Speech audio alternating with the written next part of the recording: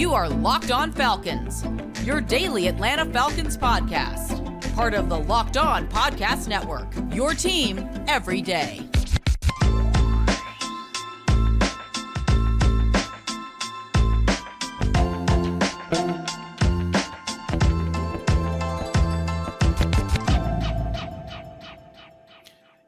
Welcome back to another illustrious YouTube exclusive. I am, of course, Aaron Freeman, the humble host of the illustrious Locked On Falcons podcast, your daily Atlanta Falcons podcast, part of Locked On Sports Atlanta.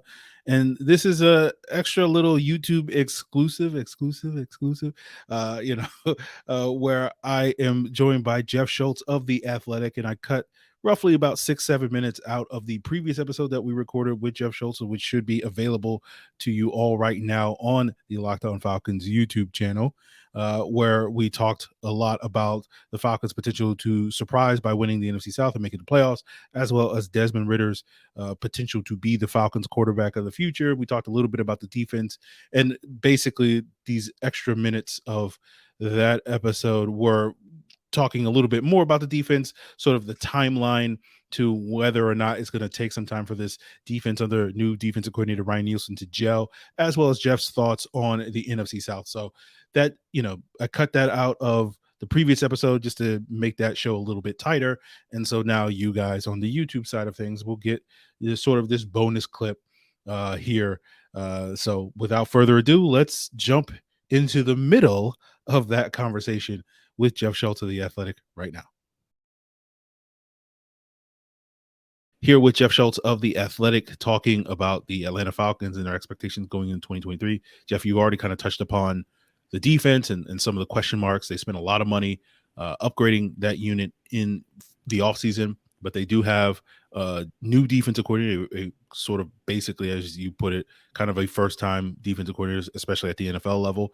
But Ryan Nielsen is, considered one of the up-and-coming defensive coaches in the league, at least based off of some of his reputation. I'm curious, do you feel like, I'm assuming that you think this defense is going to be better than it has been. Can't go anywhere but up, basically. But how big an upgrade should people, or at least how big an upgrade are you expecting for this Falcons defense this season? Well, I think if you just look at the names, they're way better. Obviously, that's you don't have to be an expert to see that. Like I said, other than the lack of a guaranteed, I think the most sacks anybody on this line got last year, it might have been 7, I want to say. So they have a lot of guys in that 4, 5, 6, 7 sack range. I think one question beyond the fact is Ryan Nielsen calling the right formations and plays at the right time, is they have so many new guys, Aaron, that is it going to take a while for them to come together? I don't know. And I think you're going to see that more, I guess, in player groupings, players to sort of get a feel for what the guy next to him is going to do in certain situations. I think that has the potential maybe to go wrong more in a secondary just because there's so much more space. I mean, I should say it's going to be a lot more evident in the secondary if, Jesse Bates isn't sure what Jeff Okudah is going to do in certain situations, or Mike Hughes or AJ Terrell, or Diop. There's a lot of these guys who are kind of, they're good players, but those individual units that really work together, I think is a question. And I would expect there's going to be some hiccups early in the season, particularly when they go against a very good quarterback who's going to be able to spot those openings and those potential mix-ups right away. Now the advantage is in the first game is you really don't have any film to study. I think the real test is going to be in games that follow that. And in the first game, Carolina, you're going against a rookie quarterback too. But that's going to be a test going against Bryce Young in that first game. I actually think Carolina might be the second best team in the division. Excuse me, and maybe I'm drinking the Kool-Aid too much on Bryce Young, but I think he's really good. I think that's another team in the division going in the right direction.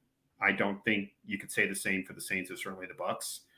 I think the Falcons and Panthers are going to be the teams in the South for the next few years. There's a prediction you didn't ask me about. I think the Saints, my personal view is the Saints are vastly overrated. I think I wrote the other day that there's sort of like this legacy pick in the division. It's like, oh, but they're the Saints. It's like, okay, have you looked at their team? David Carr's a good quarterback, but I've just never been a huge David Carr fan. I think they brought in David Carr because like he's the best quarterback out there. Let's bring him in because he's the best guy and gives us the best shot to get back to the playoffs one more time before we have to blow this whole team up. That's like kind of like when I saw they were bringing in David Carr, that was my mind. That's what I thought, and I still think that. I don't think the rest of the team is very good, and I think there's serious questions about Dennis Allen as a head coach, despite him being a very good defensive coordinator. So, and we know the shape the Bucs are in. So, I honestly think it's the Falcons and Panthers. And don't have me back on in December if it turns out to be just the opposite. Well, I'll just say it's Derek Carr because I know someone in the comments is going to say something about it, but either way, there's always somebody in the comments. Yeah, so it's my life. Yeah, yeah, I agree with you on the whole Saints thing, but again, I'll save that rant probably for tomorrow's season preview episode. But yeah, I think we'll see what the Falcons defense is going to be. It feels like it's been a long time since they've been competent. And I think, is that fair? Because it has been, Aaron. Is that fair to expect competence from this defense this year?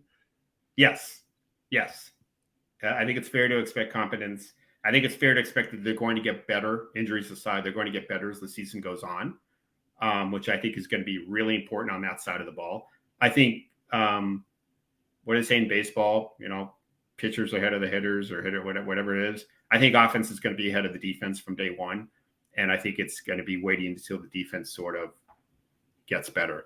Not so much often when you hear that it's about youth. This isn't really a case about youth. It's just more about they got so many new bodies on that side of the ball. It's going to be a while, I think, before they can sort of get into a groove, learning how they play with each other. And frankly, Ryan Nielsen learning what works and what doesn't work. I think that's going to be sort of the side of the ball that you're going to have to see progress as the year goes on.